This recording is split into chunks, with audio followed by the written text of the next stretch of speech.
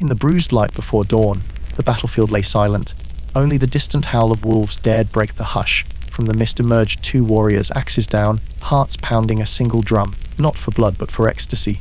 In that fragile pause they shed armor like old skins, offering their bodies as altars to the gods of fury. Every pulse became a battle hymn, every gasp an invocation of ancestral rage and raw desire. Here in the crucible of steel and sweat, the line between warrior's fury and carnal frenzy vanishes, and only the wildest bond remains.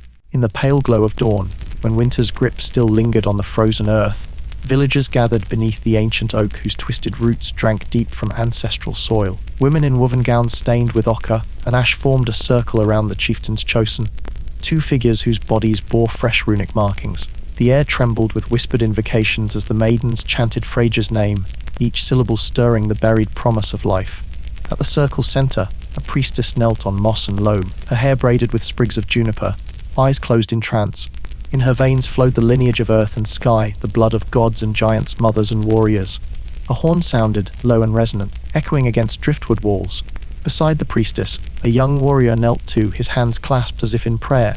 He had fasted 3 nights under the full moon, purified by running with torches through the grove and bathing in ice-fed streams. His body, lean with winter's hardship, was offered as a vessel of masculine force. When the chant reached its crescendo, the priestess rose, hair unfurling like lightning, and touched his brow with a smear of honeyed mead. Their eyes met, hers alight with ritual fury, his with reverent submission. They embraced, hips pressing into cold earth, each breath a dialogue between frost and fire. The congregation joined, stamping in unison until the ground shivered beneath them. Petals and straw caught on wind, tossed hair as the couple swayed, every movement mirroring the union of sky's thunder and soil's hunger.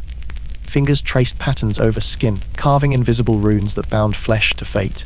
As bodies entwined, the grove seemed to hold its breath, anticipation rippling through trunk and branch. A boar's grunt split the air, sacred beast of Freyja drawn by the scent of sacrifice. 2 men led it forward, glow ropes looped around knotted tusks. The animal's sacrifice was both literal and symbolic, its blood, poured onto the couple's hands, mingled with sweat and soil. Life spilled into life, death seeding rebirth. The congregation pressed forward, collecting drops of crimson in bowls, splashing them at threshold stones to bless hearth and field. When limbs loosened and chests heaved, the priestess laid her palm over the warrior's heart, whispering a prayer older than memory. She spoke of spring's first green shoot, and the unborn child nestled in the world's womb. Around them, the congregation wept, tears of gratitude for the promise of calves, lambs, daughters and sons who would carry the clan's name into distant seasons. No veil of secrecy fell. This was intimacy made communal, an offering rather than indulgence. As the sun climbed, robes were shed and a feast began. Hot porridge scented with wild onions, roasted barley cakes, mead thick with honey. Laughter and song wove through the hall until the stone benches echoed with tales of ancestors reborn. Midwives burned herbs in iron cauldrons, creating smoke that spiraled skyward, a signal to unseen watchers the rite was fulfilled. Children followed elders to the oak, pressing small hands against the runes carved into bark. They left tokens, ivy strands, smooth pebbles, carved bone, gifts to the spirits who dwelled beneath root and stone. In their innocence, they claimed a stake in the cycle of life, trust that the world would turn again toward warmth and light. By midday, the grove lay quiet once more. Streaks of blood and honey glimmered in sunlit patches, relics of an event both raw and transcendent. The chieftain's son, newly named Bragi, took a sword from the rack and traced its edge in the soil, as if carving his own rune of promise. Around him, tongues spoke of harvests rich and kinship strong, for the seed planted that morning extended beyond flesh, into fields, into hearts, into the unseen realms where gods awaited their share. Blood was more than lineage. It was law, power, and memory. Kinship wove the tapestry of identity, its strands crossing family and fate in ways both sacred and strategic. Among noble families, cousin marriages bound chieftains and jarls in alliances forged by both affection and ambition.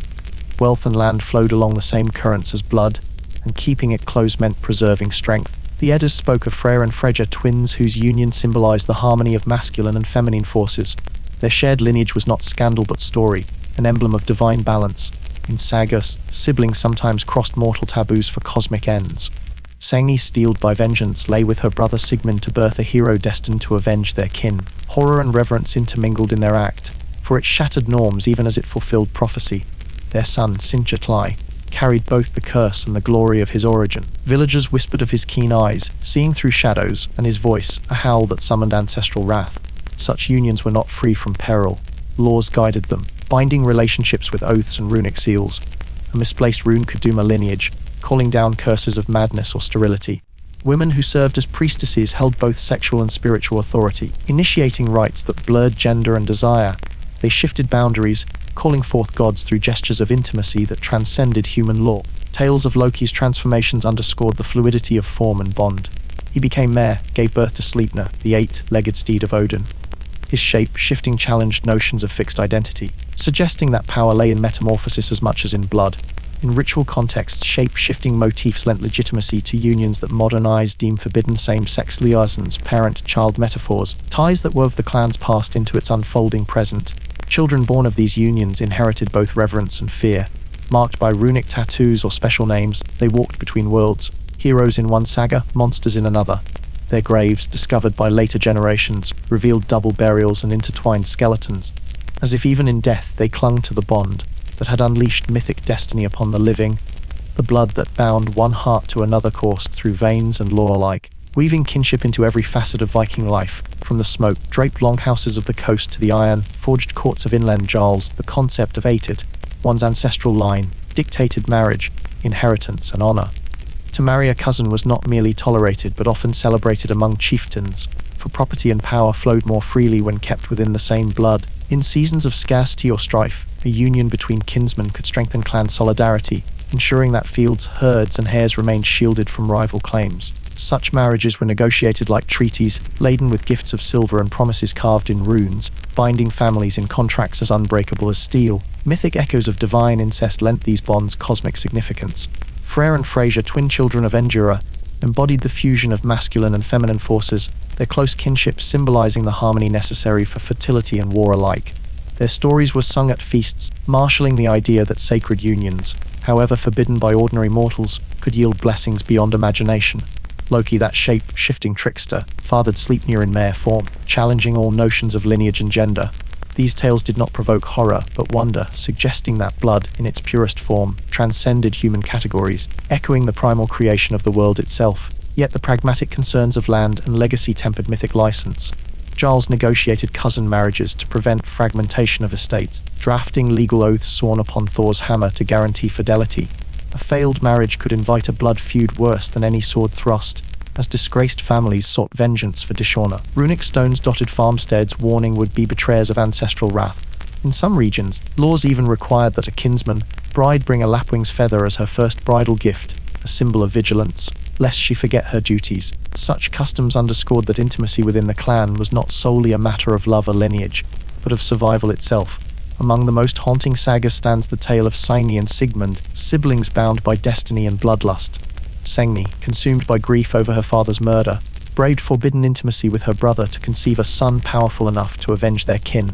Under flickering torchlight, she bound her eyes with a black cloth as Sigmund, sworn to secrecy, fulfilled her desperate plea. Their son Sinjatlai emerged a figure of uncanny strength and sorrow, his life shadowed by the taboo that summoned him. In the longhouses, skalds murmured of the bitter necessity behind Signy's choice, pondering whether fate outweighed the sanctity of the Aetid. Priestesses and seeresses held covert authority over these tangled relations. Women initiated unions not for personal gain but to fulfill celestial omens.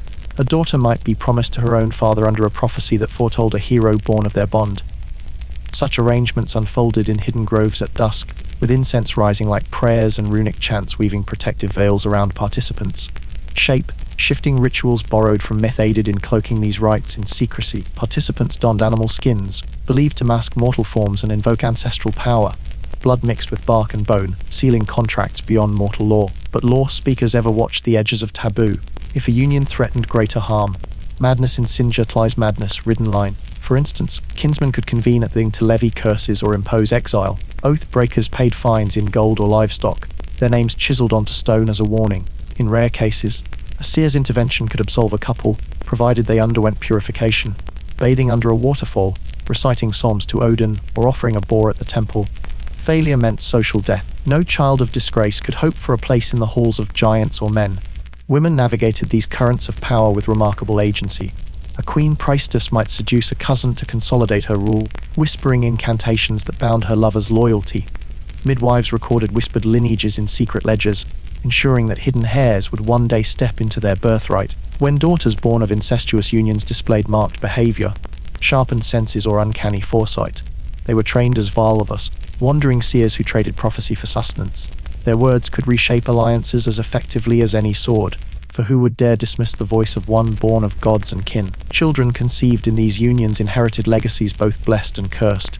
Archaeological digs in burial mounds have unveiled double intimates, two bodies laid side by side, wrapped in wool and sprinkled with amber beads, as if their bond could not be severed by death. Runic inscriptions invoke Freyja's blessing for their passage to Valhalla, a hope that they might transcend mortal stigmas and stand among the honored dead. At times, such graves are shielded by thorn-wrought fences, believed to contain a fierce spirit born of forbidden union, protecting the living from its unrest. Psychologically, incestuous unions in Viking times forged identities that danced on the edge of taboo. Those born of same blood unions often struggled between two worlds embraced by ancestral magic yet haunted by whispers of sin. In communal memory, they became heroes or pariahs, their stories woven into the fabric of saga and song. Great-grandchildren would tell of their courage or their downfall, ensuring that the eight's triumphs and tragedies echoed across generations. Rumors fed the tinder of fate. A whispered claim that a daughter of the chieftain sprang from her father's embrace could ignite civil war, pitting nephew against uncle over rightful rule. And yet, in remote valleys and hidden glens, some families guarded such secrets jealously, believing that the sacred spark born of incest carried the very power of creation. They awaited the season when that spark would flare again, igniting a new chapter in their lineage, when law and taboo would collide under blood-red skies, and the next generation would be called upon. A chill wind curled through the timber stalls of the inn as a lone figure stepped onto the raised mound, stripped of cloak and spear, flesh pale against dark soil. A hush fell over Jarls and Bondi alike, for the raw spectacle about to unfold would seal a man's fate more surely than any blade. Whispers of Raga had spread like wildfire, that he'd surrendered his body in submission rather than holding shield. In this world where dominance was measured not only by sword arm, but by the very curves of flesh, to be labelled passive was to be cast outside manhood's circle. The law speaker beckoned 6 sworn kinsmen forward, their stern faces lit by flickering torches. They carried with them the weight of family honour, their words sealed by oath upon Thor's hammer. If they spoke truth, the accused could reclaim his standing. But before they could speak, the chieftain's son, eyes cold as winter ice, raised a horn rimmed with bronze. He drank, then let the mead drip onto the accused's chest in a silent vow of scorn. The assembly rippled with anticipation.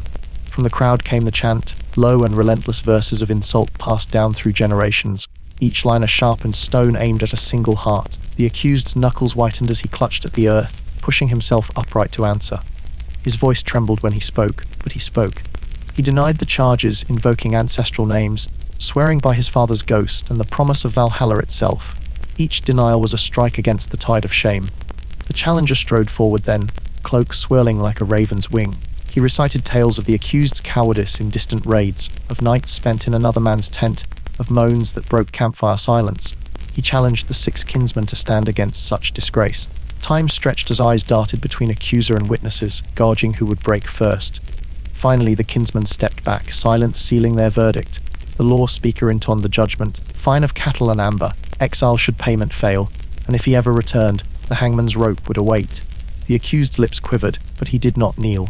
Instead, he raised his head, shoulders squared, and spat into the cold earth, a gesture of defiance that sent a murmur through the crowd. Still, the ordeal was not complete. A shield maiden emerged, cloak lifted to reveal tattoos of runes tracing her arms. By custom she would test his innocence. With a single touch, she pressed her palm to his chest, as if feeling for the heartbeat of a liar. When her gaze met his, she uttered a soft rune, chanted verse, then turned and strode away, leaving behind a trail of juniper smoke from her bronze censer. No one dared challenge her verdict. Exile awaited him beyond the fjord's edge, where bitter waves crashed over hidden rocks. When he descended the mound, the torches cast long shadows behind him, ghosts of dishonor stalking each step. Bonds snapped, alliances fractured, and the memory of this trial would echo in sagas retold by hearth fires for generations to come. In the grey hush before dawn, deep in the pine, shadowed hollow where moonlight pooled like silver blood, the berserkers gathered in a rough circle, axes laid aside as offerings to the war gods. Their chests heaved beneath bare skin cloaks, eyes alight with a fever beyond sleep. Each man bore the jagged scars of 100 skirmishes, yet tonight they sought a different kind of edge, one sharpened by flesh and fire rather than steel. A hulking warrior stepped forward, carving a rune into the bark of an ancient pine, its sap oozing like copper tears. He pressed his palm to the mark, tasting the resin and salt of his own blood, invoking Tyr's courage and Odin's frenzy. A low chant rose around him, each voice a guttural knot of devotion and desire. From beneath tangled hair, a second warrior emerged, wreaths of spruce needles tangled in his beard, body painted with streaks of charcoal and ash. He bore in his hand a horn carved from elk bone, its curved lip stained with the bitter residue of mead, boiled with wolf's bile. With a single motion, he brought it to his lips, tipping it until the golden liquid drenched his tongue. As he drank, his eyes rolled back, pupils dilating as though light itself had fled them. He growled, a sound that rippled through the gathering like a blade's whisper. Without pause, the two men stepped toward each other, shedding furs until only the tattoos of snarling wolves and runic knots remained upon tensed flesh. Their muscles gleamed in the moon's pallor, each breath a promise of feral union. When they embraced, it was less an act of tenderness than a collision of storms, hips thrusting, limbs entangling, voices merging in a howl that split the night air. Around them the circle broke, warriors pressing close to bear witness, to drink in the sacrament of war, lust as it passed from body to body. Every gasp became a prayer, every shudder, a vow to shed blood in its name. As the frenzy peaked, sweat and mead mingling with the earth beneath them, the pair shattered the boundary between warrior and worshipper. Tendons flexed, veins stood hardened like braided ropes. In that primal convulsion, they believed the line between self and herd dissolved, binding them to each other and to the clan. The final cry tore from their throats together, a twin invocation of fury that echoed off granite cliffs and coursed through every living thing in the valley. When their bodies slackened, the gathering fell silent, awed by the raw power they had unleashed. The ruined pine stood witness, its bark scored with blood and yearning. Without a word, the berserkers reclaimed their axes, cloaks and helmets, shoulders squared as though reborn. In the distance, a hunting horn answered the call. Steel met skin in hollow echo, a summons to the battlefield's gore, stained altar.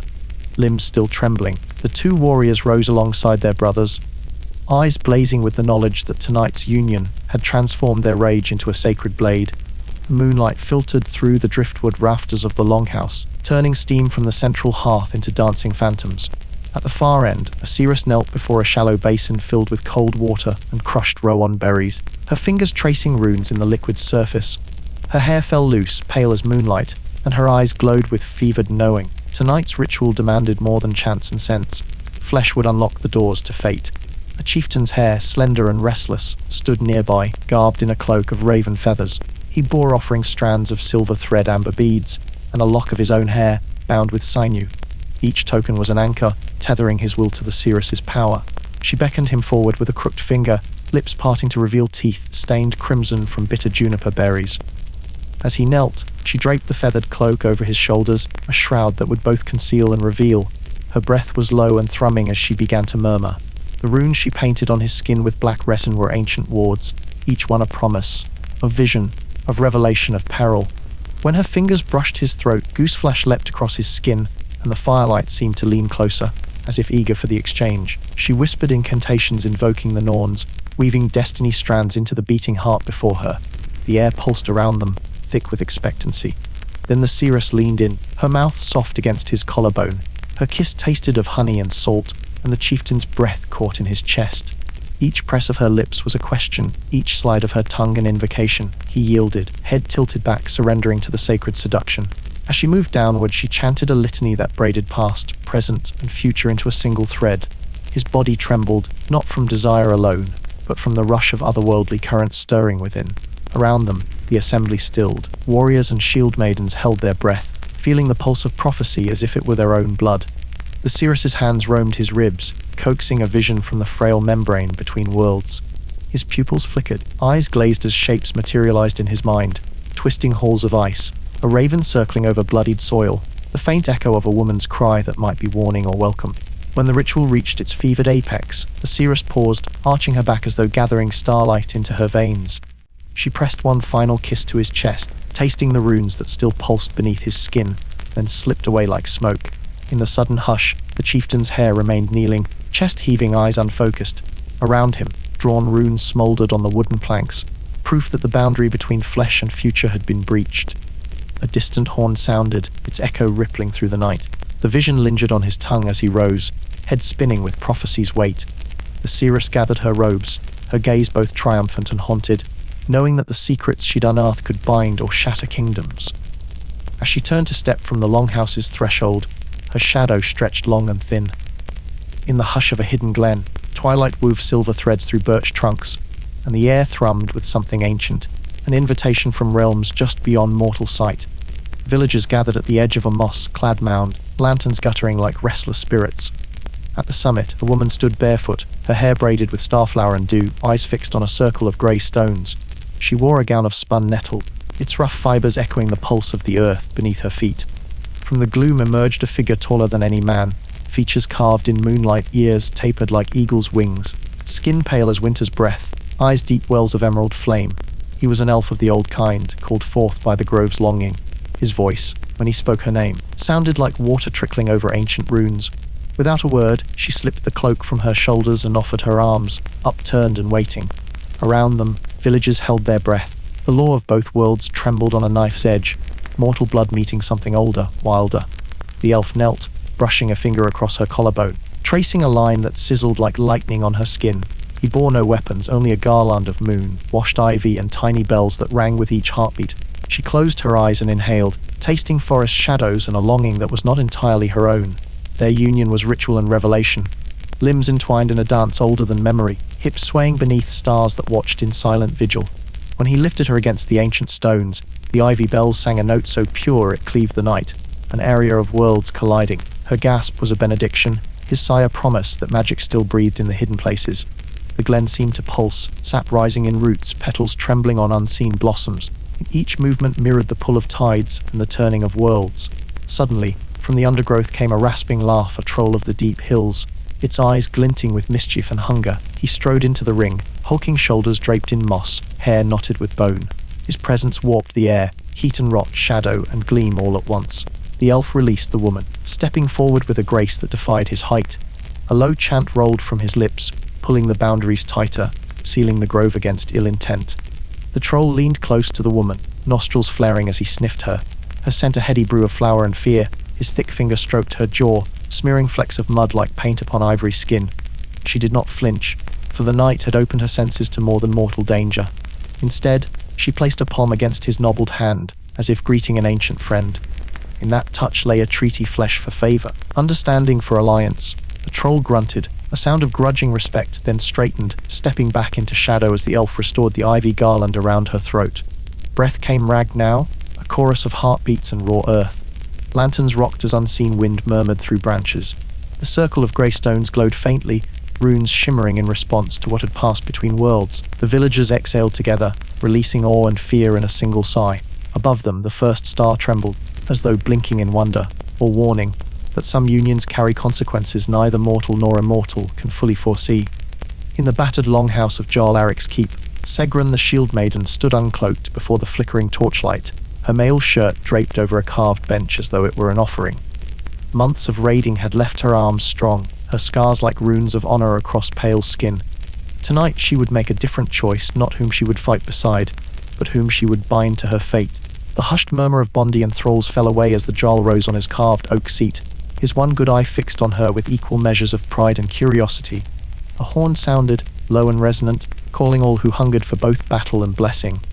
At the threshold, 3 men stepped forward, a hulking berserker with bare, skin cloak frayed at the edges, a lean skald whose copper hair caught the torchlight, and a youth cloaked in wolf pelt, eyes still wide with the hunger of youth. Each bore a wreath of elderflower and ironwood, tokens of promise woven by the village women. Sigrun's pulse quickened at the sight of each wreath, but her expression remained steel, cold as she traced the weave with a single fingertip. Silent, she lifted her right hand and beckoned the skald forward. His breath caught, voice hoarse as he stepped into the circle of light. She drew a length of braided silver chain from her belt, an heirloom of her mother, who had died in fields of mist and moor. Holding the chain between them, Sigrun pressed the skald's wrist against it, binding his arm to hers in a loop of promise. Around them, the congregation exhaled as one, the tension in the hall crackling like summer thunder. The Jarl's rune, carved staff tapped thrice on the oaken floor as the skald knelt. Sigrun leaned close, lips brushing his ear as she spoke her vow that she would watch his back beyond any shield wall, that his songs would be etched into her heart, and that together they would carve their names into the saga of ages. Her voice was low, fierce with devotion, and when she straightened, the skald rose too, chains still looped around their wrists as if to mark a shared limb. But the ritual was not complete. Sigrun turned then to the berserker, lifting his wreath and placing it around the skald's neck. The crowd gasped as she whispered another binding. He would lend his fury to their union, a tide of rage to swell their bond. The berserker slammed a fist over his heart in embrace, exhaling a roar that shook the rafters. Faces in the hall fell silent in wonder, for the shield maiden had woven not just a vow between two souls, but an alliance among three. Before Dawn's pale fingers could creep through the narrow windows, the trio knelt side by side, hands pressed upon blade and hearth, sealing their covenant in blood and oath. Torches guttered as if in awe, casting shifting shadows that danced across rune-carved walls. Sigrun lifted her braided hair and bent, offering a final kiss to the Skald's clasped cheek, a gesture of tenderness sharpened by impending war. With wrists still bound, they rose together, a triad of promise against the gathering dark. Sigrun cast one last glance at Jarl Eric, whose silent nod unleashed their fate. Steel rang as mail was donned, shields lifted, and the three stepped into the chill night air, ready to face whatever dawn might bring, their bond unbroken and their choices echoing through the longhouse corridors into the waiting world beyond. A steam curled in lazy spirals beneath a lattice of birch beams as villagers slipped from winter's chill into the steaming bathhouse, bodies slick with anticipation. Warm water pooled in stone-lined troughs, scented with juniper sprigs and crushed lavender, inviting confession as much as cleansing. Here, walls were thin bark and gossamer secrecy, and every whisper carried weight. A slender Vilva draped in raven feathers sank to her knees beside the hottest spring, beckoning a young boatwright to join her. His calloused hands trembled as he eased into the water, the scent of oil and cedar mingling with herb smoke. Around them, merchants traded bawdy tales of distant ports, of silk-clad dancers and wine-soaked nights, while seamstresses plied hairpins and needles, ears hungry for rumor. A shield-bearer, muscles rippling beneath soapy foam, leaned close to a seamstress, his voice low as he confessed a lust he dared not speak in daylight, the memory of her laughter, the curve of her neck beneath ring-mail. She pressed a hand to his breastplate, whispering a promise of midnight trysts among the limestone stalls. Their shared breath fogged the mirror of steam, erasing identities and forging new intimacies. In the gilded nook where warm shallows met cool stone, two sisters of the longhouse leaned back against mica, slick walls, eyes closed as they poured mead over each other's shoulders. Their laughter echoed like dripping water against the timber rafters. Between blessings and playful splashes, they revealed secret longings. One, a buried love for the smith's unfamiliar touch. The other, a fascination with the travelling Skald's forbidden verses. Their confessions wove a tapestry of desire, each thread unlikely yet irresistible. At the far end, beyond the reach of torchlight, a priestess in black-dyed wool sat in quiet vigil, lips moving to silent chants. Bathing in shadow offered her clarity, each submerged sigh peeled back mortal pretense. From the darkness emerged a Jarl's daughter, eyes red from tears she sought to wash away. The priestess guided her beneath the hot cascades, hands mapping runes of solace across wounded shoulders. As water sluiced away fear, the daughter confessed theft of her brother's ring, a token of faith broken by secret love for a Bondi's son. The priestess' touch sealed redemption, weaving the girl's shame into penance, ready to return her to daylight with secrets unspoken but weighed in her heart. Steam-shrouded benches hosted silent duels of glances. A shield maiden, cleansed of armor and doubt, allowed her gaze to linger on a traveling healer whose deft fingers knew the cure for fevered limbs and aching joints. He offered an herb-infused poultice, brushing her wrist in a touch that sparked embers beneath cooled skin. No vows were spoken, only the promise of shadows and herbs to transform pain into pleasure. When the horn finally called the bathers back into winter's frost, bodies glistened like oiled wood and spirits hummed with confession. Cloaks were reclaimed, knots refastened, and feet padded across cold planks toward torches and longhouses. In that bathhouse, lies were shed as readily as grime, and hidden desires slipped free into the steam, destined to surface when fate stirred beneath moonlit tides, ready for the next ritual of body and soul to begin. Steam curled in lazy spirals beneath a lattice of birch beams as villagers slipped from winter's chill into the steaming bathhouse, bodies slick with anticipation. Warm water pooled in stone-lined troughs, scented with juniper sprigs and crushed lavender, inviting confession as much as cleansing. Here, walls were thin bark and gossamer secrecy, and every whisper carried weight. A slender Vilulvi draped in raven feathers sank to her knees beside the hottest spring, beckoning a young boatwright to join her. His calloused hands trembled as he eased into the water, the scent of oil and cedar mingling with herb smoke. Around them, merchants traded bawdy tales of distant ports, of silk-clad dancers and wine-soaked nights, while seamstresses plied hairpins and needles, ears hungry for rumor. A shield-bearer, muscles rippling beneath soapy foam, leaned close to a seamstress, his voice low as he confessed a lust he dared not speak in daylight, the memory of her laughter, the curve of her neck beneath ring-mail. She pressed a hand to his breastplate, whispering a promise of midnight trysts among the limestone stalls. Their shared breath fogged the mirror of steam, erasing identities and forging new intimacies. In the gilded nook where warm shallows met cool stone, two sisters of the longhouse leaned back against mica, slick walls, eyes closed as they poured mead over each other's shoulders. Their laughter echoed like dripping water against the timber rafters. Between blessings and playful splashes, they revealed secret longings. One, a buried love for the smith's unfamiliar touch; the other, a fascination with the traveling skald's forbidden verses. Their confessions wove a tapestry of desire, each thread unlikely yet irresistible. At the far end, beyond the reach of torchlight, a priestess in black dyed wool sat in quiet vigil, lips moving to silent chants. Bathing in shadow offered her clarity, each submerged sigh peeled back mortal pretense. From the darkness emerged a Jarl's daughter, eyes red from tears she sought to wash away. The priestess guided her beneath the hot cascades, hands mapping runes of solace across wounded shoulders. As water sluiced away fear, the daughter confessed theft of her brother's ring, a token of faith broken by secret love for a Bondi's son. The priestess' touch sealed redemption, weaving the girl's shame into penance, ready to return her to daylight with secrets unspoken but weighed in her heart. Steam-shrouded benches hosted silent duels of glances.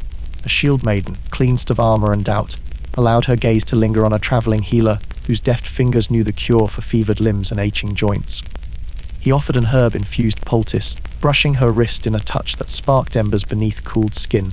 No vows were spoken, only the promise of shadows and herbs to transform pain into pleasure. When the horn finally called the bathers back into winter's frost, bodies glistened like oiled wood and spirits hummed with confession. Cloaks were reclaimed, knots refastened, and feet padded across cold planks toward torches and longhouses. In that bathhouse, lies were shed as readily as grime, and hidden desires slipped free into the steam, destined to surface when fate stirred beneath moonlit tides, ready for the next ritual of body and soul to begin. At the edge of a mist-shrouded shore, the funeral ship waited, its prow carved into the curves of a woman's body, hips arched as if in eternal embrace. Torches flared along the beach, their flame tongues licking sky and sea alike. Beside the vessel, kin in dark wool stood silent, clutching runic staves etched with phallic symbols, and womb-shaped cups brimming with mead and ash. These were not cheers of victory, but offerings, libations for the dead to taste in worlds beyond earth's veil. The chieftain's daughter, newly widowed, approached the pyre wrapped in her husband's black cloak. In her hands she bore the sword they'd shared on countless raids, hilt worn by her palm, blade anointed with his blood. She laid it at the ship's center and knelt, fingers trailing over an ivory cup carved like a blooming bud. She whispered his name, her breath fogging the torchlight, then poured honeyed mead over the blade's edge. The fluid ran in rivulets, sealing oath and kiss into steel. As she rose, a shield maiden placed a rune carved post at the prow, an erect marker of potency meant to guide the deceased spirit into fields of plenty. Others lifted shallow bowls of ash and bone, casting them over the hull. Each powdery grain was a promise of rebirth, that flesh would feed earth and earth would awaken new life. When the pyre ignited, smoke spiraled toward indifferent stars. Flames danced across woven sails, turning linen into amber embers. The widow climbed aboard, stepping over looted treasures and carved idols. She sat at the prow, knees drawn to chest, and let the fire's heat cocoon her.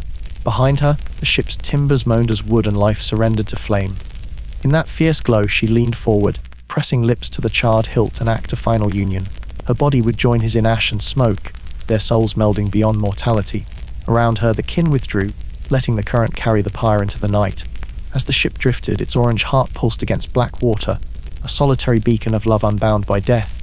When only cinders remained, the tide drew them back to shore, and the widow rose from the waves, hair braided with charcoal, skin gleaming with salt and sorrow. She turned inland, each step echoing the cycle she'd just complete. Death as consummation, the barrow as cosmos's womb, and the promise that desire, like blood, flows on, binding worlds, binding hearts beyond the final sunrise.